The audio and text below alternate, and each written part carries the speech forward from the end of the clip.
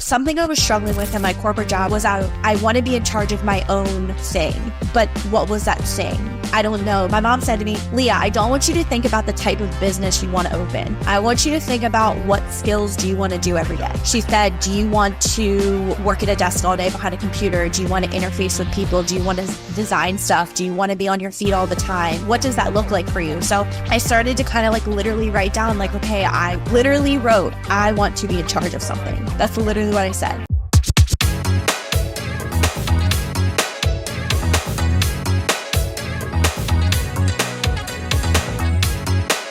Welcome to the Venue RX. On this show, we document and share best practices around owning, operating, and managing world-class wedding venues. What is up, everyone? Jonathan here with the Venue RX, and this is one of our Venue Over series. And we have a guest on today who the whole team here was so excited to get on. Their venue is absolutely stunning. Thanks. And we messaged, and it just things didn't work out for a little bit, but they finally worked out. So excited to welcome you, Leah, to the show. Thank you so much for coming on today. Thanks for having me. I'm excited. So your venue is the Historic Ashland. Is that correct? Yes. Amazing. Yep. Could you kind of give us, like, for anyone who's just listening to this, and, we'll have links and everything to all your the descriptions, but, for anyone who's just listening to this, can you give them just a description of your venue? Yeah. So we are located about 2 hours west of Philadelphia. So we sit adjacent to York and Lancaster counties, so South Central Pennsylvania. The venue sits on 10 acres of private estate. We have 3 different buildings. It's very mansion, private estate, restored barn, historic vibes. We bought me and my business partners purchased the property back in 2017. It was legit abandoned, like dilapidated. No one had lived here for years, overgrown. I expect with the way the, economy has been going with developing everywhere that it probably would have just gotten torn down and built up into townhouses or something if we wouldn't have restored it. But yeah, it's really meant for a couple that is looking to have privacy and exclusivity with their wedding day. And I feel like it's such, pardon the pun, but I feel like it's such a good marriage of like country vibes, mansion estate vibes, industrial, rustic. Like, I feel like it's such like an effortless space where all the blooms and the structures kind of are the decor. So I pride myself on being a venue where couples can kind of just come in and really aren't starting from a blank space. They're kind of just enhancing it with their own personal touch. That is so neat. And we're going to get into this more. But before we do, I'm curious, how did you said purchase it with some partners? I thought you were going to ask me how old I was. Oh, no. I feel like that's the number one question I get. Oh, no. Well, I mean, if you want to tell us, be more than welcome to. But no, I want to know, and maybe you could weave this into it. I don't know, but just background. Like, how do you get into this? I know you have an MBA, just from reading the main bio and some of the conversations. You've got an MBA, you've got, business management degree. Could you give me a background? Who is Leah prior to being a venue owner? Okay. So long story short, I'm one of 3. I have 2 brothers. I'm rose between 2 thorns. And both my brothers and my parents are all entrepreneurs. So like I did my undergrad at Temple University in Philadelphia. I studied business and law. And I was really the only one in my family that kind of had like the passion or goal to have like a quote unquote like normal career. So my goal originally was to be a lawyer. Like I studied, I took the LSAT, like all of that good stuff. And then kind of once I graduated undergrad and was like working on trying to go to law school, my parents kind of sat me down. So my dad was one of 15 children. Literally, my dad was one of 15 children. And he dropped out of high school when he was 16. So my dad really had no formal education. So it was really important to him that like I was formally educated. So long story short, my mom is a realtor and my dad was a custom home builder. And then, like I said, both my brothers were entrepreneurs as well. So we would always joke that I was the only one in my family who like had a normal job. Like I would clock in, clock out. So graduated from Temple and kind of got my first like big girl job. And I was working in corporate life. I was doing marketing and advertising for a big firm in Lancaster County. And I was thinking about going for my advanced degree, and my parents were like, listen, like, is law school really what you want to do? Like, do you want to practice law? Because if we're going to make this investment in you, like, we need to know that you're not going to like quit when it gets hard. And the more I sat down and thought about it, I'm like, I don't really want to practice law. Like, I don't want to like pay dues. Like, because what had happened was when I graduated college, and I'm sure a lot of like young women also feel this way, whatever stage of their life they're at. You graduate college and you're like, oh my God, I have this degree. Like, I'm excited. I can get whatever job I want. Well, you start interviewing and you're really quickly like humbled, because you start to like go on these job interviews and you're just like, well, damn, like, I'm not as cool as I thought I was, because I started interviewing with jobs in like law firms and stuff. And I'm just kind of like, I would kind of get the impression where like the suits would be like, oh, you're like cute and stuff, but like, no thanks. Yeah. So then I'm like, okay, well, I just want to know law. I want the knowledge. So I'm like, okay, well, that's not good enough to go to law school. So what other advanced degrees can I get? Because I wanted the credentials. Literally, that's the only reason. So I was like, all right, I'm going to go for an MBA. So go to MBA, graduate from Elizabethtown College. It's a small liberal arts school in Lancaster. So I'm working my corporate job. I bought my first house, and like, you know how when you kind of get the taste of like making your own money, you're like, well, I'm doing good. Like, I don't want to then go back to school again, and I don't want to go through all this. So anyway, this is, I graduated from Temple in 2013. So this is 2016. I was like 25, and I was doing really good at my sales job, and I had just graduated from grad school. And I was looking at my boss who at my corporate job, and, you know, she was making a lot of money. She was doing really good, but like, it took her like 15 years to get to that point, like through the corporate, you know, all that craziness. And I'm like, I don't want to wait 15 years to make six figures. Like, I want to be in charge of like my own thing. And it's like, and I'm sure a lot of young entrepreneurs feel this way, because we're millennials, that when you work in a corporate environment and you're like, well, I have this idea of how we can make it better, and like I this and I that, and you kind of just get like knocked down because like, well, like that's cool and stuff, but like we've always done it this way, so we're just going to keep doing it this way. So I kind of felt like I was like stuck, because I said to my mom and dad, I said, I feel like I go to work and I get a paycheck, and like that's it. Like, I could go work at, you know, McDonald's to get a paycheck. I'm like, I need something that like feeds this, that like makes me feel excited, because growing up with brothers who had small businesses as well as parents, I'm like, well, it's Monday and they're not going to work. Like, and they're doing better than I am. So end of 2016, my younger brother proposed to his now wife. And at the, you know, well, it's still true. But at that point, he was like, my brother wasn't married. I wasn't married. So like, Quinn was the first like wedding that was coming up in our family. And that was something that was so foreign to me, because my entire life, I never wanted the big wedding. I'm like, I'm going to Mexico to get married. So beginning of 2017, we as in my brother, my sister-in-law, and me, we're going around to, you know, the few boutique wedding venues around in Lancaster County, because that's where I lived at the time. And they're coming from a background where my dad remodeled, built custom homes. Like, we have a very like high appreciation for like architecture and real estate and all that stuff. So I guess Quinn and my sister-in-law had like a really specific venue they were looking for. And they were kind of like, well, we can't really find one thing we like. Like, they're tents, they're ballrooms, they don't have bathrooms, there's no air conditioning. Like, they kind of were like, we can't find one.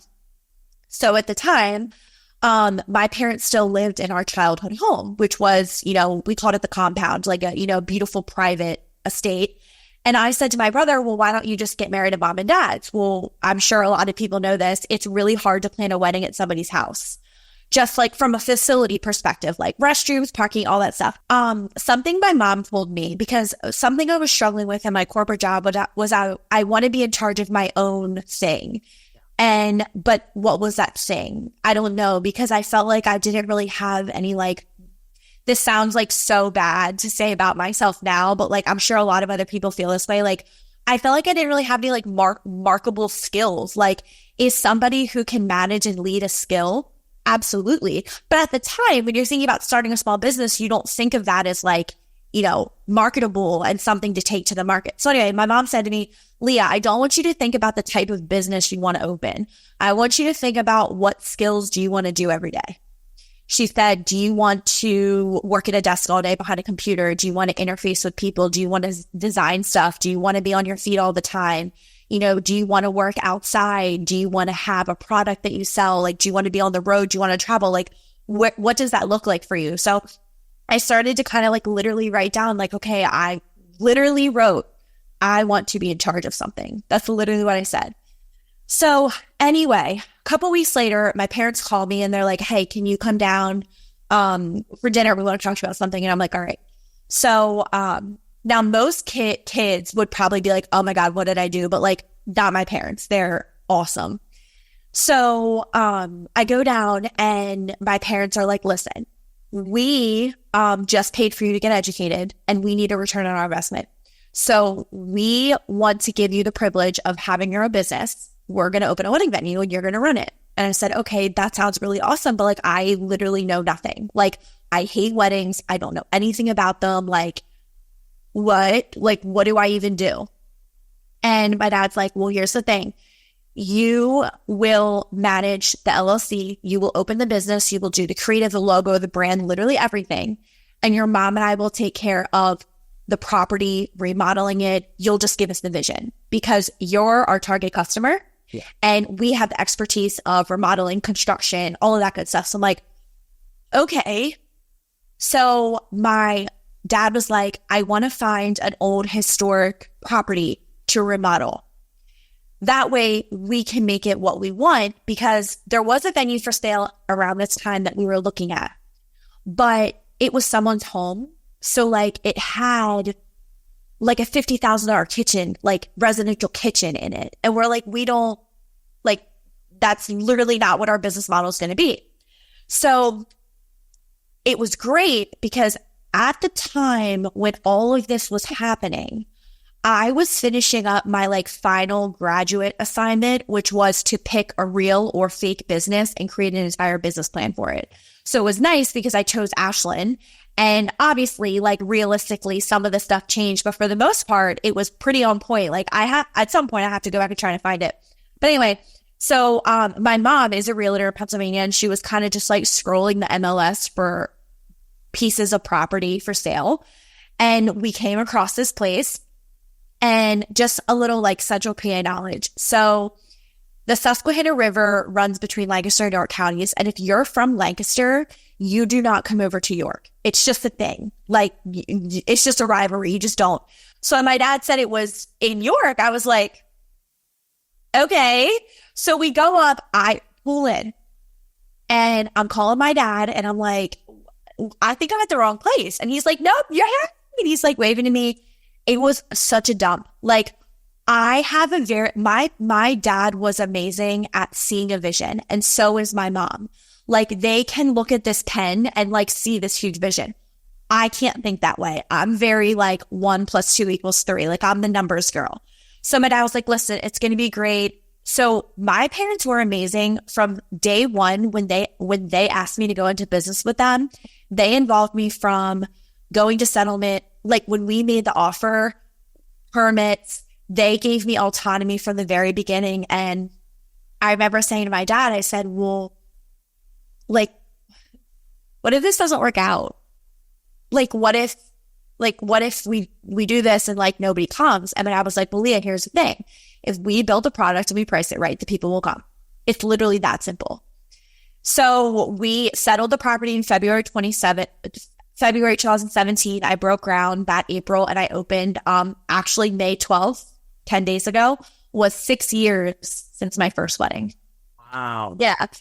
So it's been a crazy ride. I have went from me and one part-time girl to a staff of 8 now. So it's been crazy. And a lot of people ask me like, oh, like you do this full time. I have been doing this full time since September of 2017. So I stayed at my full-time job until I could, bank enough savings, because, my dad literally said, Leah, you understand when when you start a new venture, it's not something that you're going to be profitable from and take a salary from. So like I was 25 at the time. He was like, you need to understand, like, you need to budget. Like, we're not going to bail you out. Like, if you have to save. So I stacked some money away, and, it's just kind of one of those things that as a female, you don't go out anymore. You don't get your nails done. Like, you kind of just be like, I got to put this down and like do. I don't know if you know Peloton, but they always say like, put your head down and do like this humbling ass work. And it's like, that's how it was. Like, I didn't really have a life when I was 25 because I had no money. Yeah. Cause I was, building this business. So then, I quit my job and, I've been here full time since September 2017. Hey there, pardon the interruption. I wanted to share with you about WEVA. WEVA stands for Wedding and Event Venue Association, and it's a brand new association just for venue owners and operators that we launched last year. It's been growing quickly since then, and we would love to offer an invitation to you to be a part of it. WEVA is an association that is purpose-built for venue owners and operators to provide community, education, and networking opportunities just for our industry. We have a number of different resources, including networking, co-working events, local meetups, and all sorts of different things. We will be having a large yearly event as well. We would love to have you part of the community, so please consider joining. We do have a link in the description below, or we will be linking it wherever you're listening to this. So please click on the link, check it out, and we would love to see you inside of WEVA. So since we're going personal with that, not getting your nails done, not going out, all of that, to now you're engaged, you're getting married at your venue? I have my nails done. You have your nails done. I'm just kidding. Yes, I'm engaged. Let's go. You're engaged. You have your nails done. Okay, so tell me about that process. And we're going less tactical on the business stuff. I know we'll get there. Or maybe about how I plan a wedding as a wedding venue owner or manager. But then what's the metamorphosis between you being like, just head down, I'm going to super focus? Like, were you dating anyone at the time? Yeah. Did you go live on property? Did you move? Like, tell me some of that. Get me from there, like, head down, super focused, Leah, to like, I have a staff of 8 now. I've got my nails done. I am married. Right. Give me some of that transition. Yeah. So I'm sure a lot of like young women can, testify to this exact experience. But like when it was always hard for me. Like I felt like I struggled because, I started this when I was 25, turning 26. So like when I hit 30, like that was something for me because, as women, 30 is like that biological clock. And it's like, well, why does it seem to be happening for everyone but me? Yeah. And like, I would always tell my dad that. I would be like, because I'm seeing, these 21-year-olds are coming in, they have their person, like they're having this wedding, they're doing all this stuff. And it's like, it's really hard, not just being a small business owner, but being a female. And like, you get in that mindset of like, imposter syndrome and like seeing your other friends doing what you're not doing. And it's like, there was a huge trade-off that I had to make because if you think about it from, 26 to 30, I was working every single weekend. I was at every wedding for 16 hours. And, that comes at a sacrifice because it's like, all my friends were going down the shore every weekend. They're going to Vegas. They're going to bachelor parties. They're getting married. They're having kids. They're doing all this stuff. And it's like, well, it's Friday night. I'm off. I'm getting pizza with my mom and dad. Like, you know what I'm saying? It's like, it's really hard to not get stuck in that. Like, well, why isn't this happening for me? And it's like, I look back and I wouldn't change anything for it given what has happened in my life through the past year or so.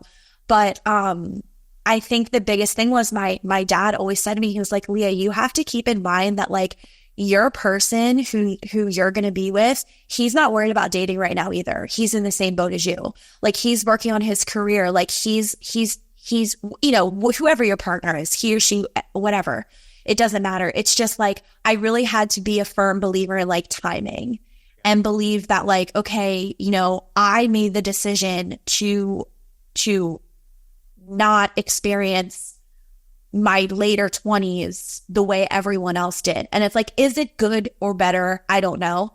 But it's just kind of interesting because, I think about myself even like 2 years ago, like my life is completely different now. And it's like, as you start to grow and your team grows and your business grows, like I also think your job as like the manager and the operating partner changes as well because your priorities start to shift in that like, okay, the day-to-day is handled. Like, how do I make the business more money so that my team can make more money? And, kind of how that all trickles down. But to answer your original question, like I had bought my house when I was young, but I had got a roommate. So that helped a lot.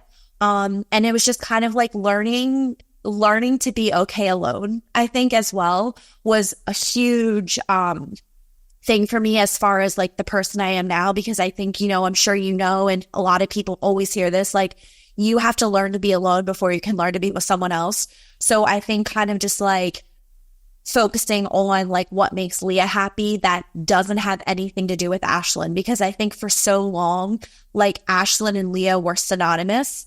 So it's like me 5 years ago, and now I had kind of alluded earlier and kind of like pre-recording, I'm finding myself with a little bit more free time because I'm able to delegate more. So it's like kind of going back to like, who is Leah without Ashland? Because I did try to date, but I'm sure a lot of other women in my position understand that like it takes a certain type of person to be with us. You know what I mean? To like be with entrepreneurial minds and small business owners, because it's a very different lifestyle. And I would add to that, not only us entrepreneurs, but also us entrepreneurs who are in the wedding and event space. Yeah. Very different. Like if your fiance, boyfriend, whoever is hitting you up and like, hey, babe, let's go to this event or that event, or let's go on. And it's Saturday. And you're like, no, but I have this really high like budget client that like I've this work with and I can't. And you kind of need someone who's like, hey, I'm going to be there with you and then we'll grab pizza after. Well, it's interesting you say that, because pre-COVID, I dated someone, and something that was very hard, and I'm sure a lot of you guys will like agree with this. It doesn't matter. Ashland always has to come first. If we're at dinner and my staff calls me and says, Leah, a guest fainted, an ambulance is coming, I have to go. Like, you know what I mean? And like a lot of people don't understand that. Like they don't, and it's, again, that can be allude to like all types of different problems with that particular person. But it's kind of what you said. It's just like, and being around like the alcohol all the time and just like some of the craziness that happens, like it's definitely like a very different mindset. And it's even with employees and people of your staff, it's very rare that you get employees that buy into this is the most important thing right now. When you're here, Ashland is the number one thing, and it is always my reputation and my business on the line. And that's very difficult when it comes to hiring as well. Yeah. I'm sure you probably know. So this is so interesting. This is like completely like off script and out of what we normally have these things. Okay. And I want to pivot the final part of this podcast, this episode, towards Ashland, but I want to have you back on to talk about kind of some of the, and this is something we don't talk about, but I think, and just like hearing you communicate, I think we need to talk about this is like, I talk with my hands a lot. No, I do too. It's like Italian Arab background for me. Oh no, I'm not Italian. It's just get the point across more, I think. I love it. No, I'm just saying I am Italian and Arab and like just very like, yeah. Yeah. But I think that there's a huge point here, which is kind of the personality style or the toll that it takes, and kind of the personal side of this business too. Absolutely. It's not all nuts and bolts and how you put together your marketing, and there's a personal and emotional side to this business that absolutely. And if you're thinking about starting a venue, go ahead. Well, something to that point, and I learned it fast. But something that's personal is what was very difficult for me. Now I'm a completely different person, but one of the scariest things I think about starting your own business is like you take this there's a personal investment, obviously, but it's like your personal life, your reputation, all this crazy stuff. And now we live in a world where literally everything is recorded.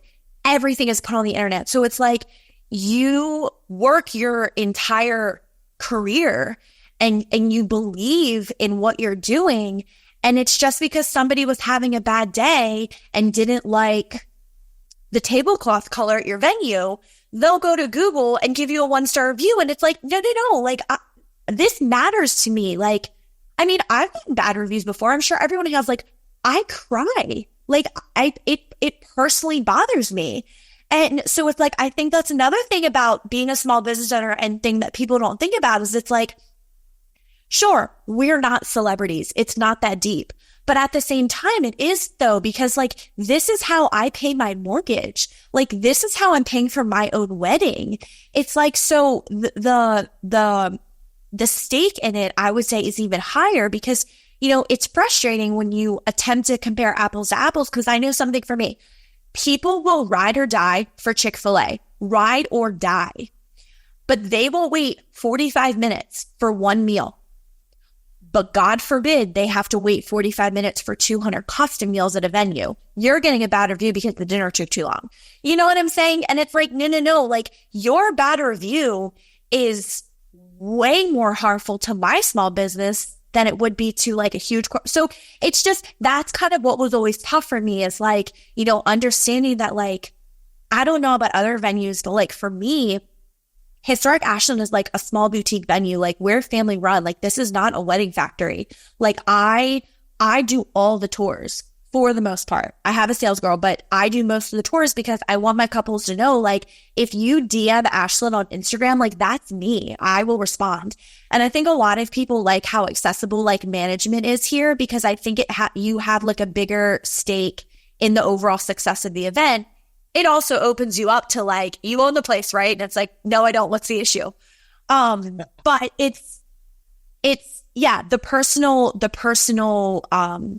situation of it is a lot more in depth than I naively thought. Beginning, yeah. I want to get into. I want to do a separate episode on that because I think just for someone who's coming into this and they're like, okay, I've got my money right and I've got my systems right and I have the, you know, but there's a whole other side of this. Like, do you have a supportive partner in this, or do you want to get married, or do you want to have a baby soon, or like, what does life look like? What is the toll that this may take? And I think I think it cuts even like deeper than you probably even realize. My dad was my business partner and he died last year of a horrible illness. So like going through something like that, and still having to show up. Sorry, I still get emotional. But having to show up and like be happy for my couples and like pretend that my life is not like crashing was so difficult. And so incredibly difficult. And it's like, that is stuff that I think attunes to like, I really try to be professional and I really do try to understand that like every single wedding matters. Like this is what their entire life savings sometimes goes to. So I think that personal aspect really hits home most recently for me. So when you went into business with him originally, well, first I'm curious, are you getting married at your venue? Yeah. Okay, cool. I was going to ask, like, is it like, hey, I'm getting married here, or no, I have to be away from here because I don't want to be. Yeah. So I would feel like, I know this, I'm sure people who have lost a parent can understand this. Ashland is so much more special to me now. Don't get me wrong. It was always special to me, but it was kind of like, that's my business, you know? But like now I had always, cause when my dad got sick and we had got this diagnosis, one of the things he says to me was, are you going to keep Ashland or are you going to sell it? And I said, do you think I can do it on my own? And he's like, well, of course, Leah, it's up to you. Is that what you want? And I said, well, one of two things is going to happen. I'm going to come to Ashland and all it's going to bring me is pain because it's going to remind me of me. Cause like, you have to understand, for years, it was me and my mom and dad at 11:30 at night swiffering the floors. So it's like every time I swiffer the floors now, that's all I think about. So I said to my dad, if I come here and it brings me pain, it's going to go. But it didn't.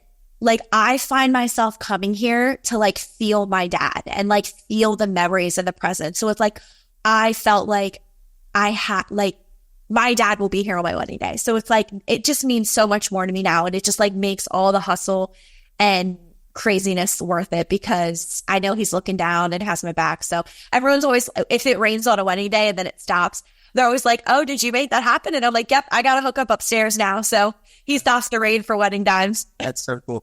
Man, that's going to be so meaningful, you know, when you're getting married at your venue, like your dad, you know, I know, inspiration behind. And like, however you're going to honor him there, like whether it's leaving a chair for him or like whatever you're going to do. No, I got a 6'2" cardboard cutout of him that we're putting at the wedding. No, I'm just kidding. I'm totally kidding. Oh my God. Could you imagine? Insane. That's like disturbing. I'm not doing that. I'm just kidding. Oh man. Okay. We've got about 10 minutes left. Tell me about, like, so how are you set up? Are you exclusive catering list? Are you telling me about vendors? Tell me about when someone rents the venue. Is it like a weekend sort of thing? Right, like pricing, rough estimates, different things like that. Yeah. So I have dynamic pricing here, which I'm sure a lot of venues have kind of started to do with the way, demand is with certain dates. Could you help? Because I don't think as many people are moving towards that dynamic model as you might think. So explain what that means.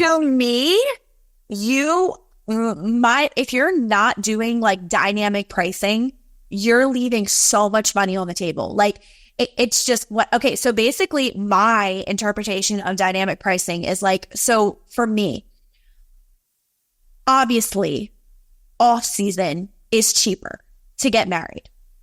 We're not using any of the outside. There's no lawn maintenance costs, all that good stuff.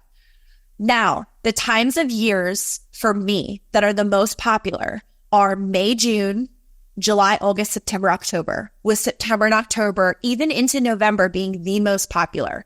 At Ashland, we will do about 40% of our production in a year in September and October. It's just the way that it is. So how dynamic pricing works are those months have a premium because they're in the most demand, as well as Saturdays in those months have a premium price in addition to holiday weekends.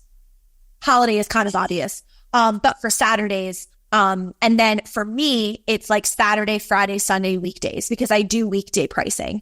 So I try to do my best. If a couple is willing to be flexible with me and work with me, I do my best to guide them to pick a date that fits with their comfortability and what they're willing to spend. Okay. So with that being said, one thing I do is the venue cost, meaning the rental fee to get married here, is one price based on the date. I don't do all that extra stuff. Now, and something I'm speaking about the Wedding MBA in November is I do have optional enhancements and upgrades that people can add. But for me, in my business model, everything that you need from a facilities perspective is included in that one cost. As well as when I do tours, I say to them, everything you see is included in the venue price. Obviously, the buildings, the setup, the teardown, all the string lights, the fire pit, the golf cart, the Chivari upgraded chairs, the pub tables, and I always try to say I operate from a one price model just because I have found my couples say your venue is a little bit more than we're willing to spend, but we spend it and that's it. We don't pay per chair. We don't pay a separate setup fee. We don't have to pay to use the bridal suite. We don't have to pay for the string lights. We don't pay per hour for the fire pit. So when you book Ashland, you have it from 10 a.m. to 10 p.m. It is a private estate. I do not live here. So in Pennsylvania, we can serve alcohol for a maximum of 5 hours. So pretty much, they're here from 10 a.m. to 2-ish, getting ready. First look, ceremony, 4:30. It ends at 10. Now, as part of my offering as well, my venue staff takes care of all the setup and the teardown. So at the end of the night in the bridal suite and all that stuff, they just have to get their personal items out. My venue staff, they pack up the parents' car at the end of the night for them with any extra alcohol. So I really do try to differentiate through service as well. So that's kind of all one price. It is not a weekend deal. My day of wedding coordinator and my team takes care of all the setup and teardown. So when they come in the morning to come to the getting ready space, they take whatever they're bringing to the reception space. Coordinator takes it from there. So here, our couples can actually be active participants in their wedding day. They're up here drinking mimosas and the girls are down there putting linens on. So then as far as from a vendor perspective, the only policy I have with vendors for catering for food and beverage is it's from a approved list. I'm sure you can understand why. And then with vendors, as long as they're insured and can produce insurance, they're more than welcome to do their own research and, hire accordingly. But we do provide a recommended vendor list of the past 5 or 6 years. I'm also, you already saw, I'm very active on Instagram, and like I always tag, always collaborate. So a lot of my couples will book vendors that they can see the work because I have the relationship with them. And they also know that I don't play. Like, I had a florist tell me, they're like, yeah, someone told me that you're really tough. And I'm like, no, I just expect you to do the job you're paid to do. And if you don't, I'll go to bat for my couples because I take the investment they make in Ashland and the money they spend extremely seriously. So like, if a florist shows up here and doesn't have something, mama's saying something to them because it's just like unacceptable. Yeah. Essentially. So yeah. This is amazing. I have so many more questions, but we are out of time. So I want to ask you one last question though. Okay. And you're going to have an event I have to set it for anyway, but we're good. Okay. We're going to have you back on. So I'm just pinching that to you on air live. My last question for you is what does the next kind of season of business look like for you? Like, as you're kind of changing seasons, right? You're getting married. You've got this team now. We kind of playfully were talking about, another venue, and you're like, this is my baby. I don't know. Like, so I'd have to have a GM or whatever you're saying. What does that next phase of business look like for you? Yeah. So something right now that the weddings will always be our bread and butter. Like, that's something that my staff and I have worked. I mean, honestly, other than one part-time girl, I've had the same, 3 of my girls have been with me since 2018. Like, and my staff is everything. I think for us right now, I'm not sure, this is kind of getting into a thing that we could talk about, but like, I think right now the wedding industry is kind of at a lull, and I think it's like a macroeconomic thing. I don't think it's going to be something that we're not going to be able to move past. But I think for me right now, it's kind of like reworking my value proposition and trying to figure out like, okay, what is the holdup? Like, are people just holding on to their money because of, again, macroeconomic concerns? Or is it something where we're seeing a major industry shift, which I don't think that we are. But for me, the weddings, they are buttoned up. They are bread and butter. I'm just going to keep booking them as I see fit. But part of my business that I am trying to grow is like the non-wedding stuff. Like tonight, I have a corporate mixer. I have, about a dozen non-wedding companies that come back every year for events. And one of them is tonight. But I'm sure you understand, like with corporate business, that's networking. And for so long, the pandemic shut everything down. And then my dad's diagnosis and then his death, like I just was not in the correct mind to be like networking. So now I'm getting back to my GM role, growing the business, and making sure that it runs as smoothly as possible. Because last year, we had, our biggest year revenue wise, and going through the loss of a parent in peak wedding season was the most difficult thing I've ever been through. And thank God my team stepped up. But like all last year was all of us just doing what we had to get done to make sure the weddings were successful, the couples were happy, and we kept the cash flow going. So I'm sure you can understand a lot of my GM duties kind of took a back seat because it's like, I am one person. So now I'm excited this year to kind of have a little bit more time to get back to like, okay, where can I add value, reduce pricing to be in people's budgets without, compromising profit, and making sure that the girls aren't overworked and like, kind of all that stuff. So I think for me, I'm really excited to be back to doing stuff like this. And like I mentioned, I'm speaking at the Wedding MBA, so I'm really excited for that. So no plans to open Ashland 2.0. All right. Well, all my good ideas went to this one, so we're tapped out right now. I love it. I love it. Well, Leah, thank you so much for coming on. Yeah, thanks for having me. This has been fantastic. And where is the best place? I know you said Instagram you're really active on, but is that the best place to find you? Yeah. So at Historic Ashland, I do have a personal page, but I try to keep that to like pictures of my dog. Fair enough. But yeah, so at Historic Ashland on Instagram, Facebook, TikTok, all the goods. I manage all of it, so I can reach out and talk to anyone that needs help, advice, wants to vent, whatever. Amazing. Awesome. Thanks for having me. Hey, just wanted to take a quick break and share a little bit about Common Sense Events consulting packages. In the last couple of years, we've selectively partnered with some venue owners to provide consulting services, and this year, we're looking to take on more consulting clients. We've had such a good time and been able to provide a lot of value, and our team has now worked with over 11 venues and hosted hundreds and hundreds and hundreds of weddings, and essentially compressed and compiled all of that information into consulting packages that can be custom created to fit the needs of your venue. If you are concerned with your current venue's performance, or maybe you're brand new to the industry and you're just looking for a partner to kind of help get things off the ground, our team would love to be considered to serve you and your venue in that capacity. So you could reach out at venues@cseventservices.com. You can also just click the link in the description of this video or podcast, and we'd love to hear about your venue and see if there's a way that we could partner with you and serve you. All right, back to the show.